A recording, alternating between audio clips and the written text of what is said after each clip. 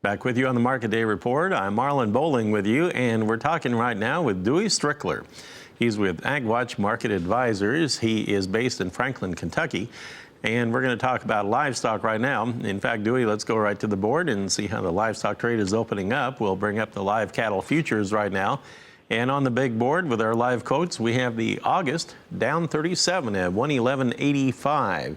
So we have October down 42 this morning at 111.90, and December is down 38 cents at 113.40 so far in the early going this morning.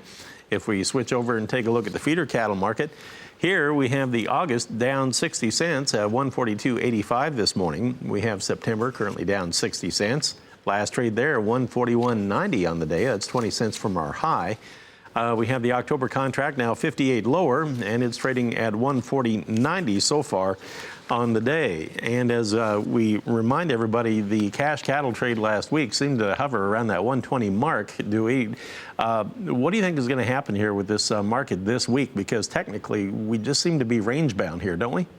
Yeah, that's exactly right. You know, we got the 4th of July holiday behind us here. We just don't have a great deal of demand over the next several weeks. Your August contract of cattle is at a discount to the cash here, which offers a little bit of support. But in the meantime, we got some increase in supply, which is going to keep a lid on this cattle market. So if you look on a chart, you know, the technical guys out there, you can see that we're just consistently making some lower lows and lower highs in the cattle, and we're going to have to break that trend in order to get it to turn up, and right now the trend is down.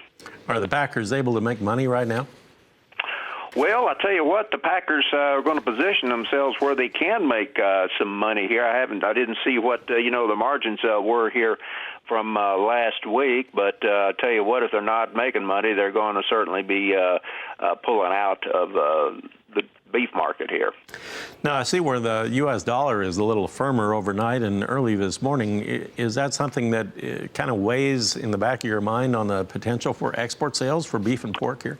I think also it's going to weigh on a lot of things, Marlon. The dollar, I'm looking for it to go up into about the 103, 104 level. I think it's going to have a big impact on meats and also on the grains. I know the grains are mostly concerned about weather now, but when that dollar starts moving up, it's going to be a different story. 103 or 104, that's pretty significant, Dewey. When do you see that for a timeline?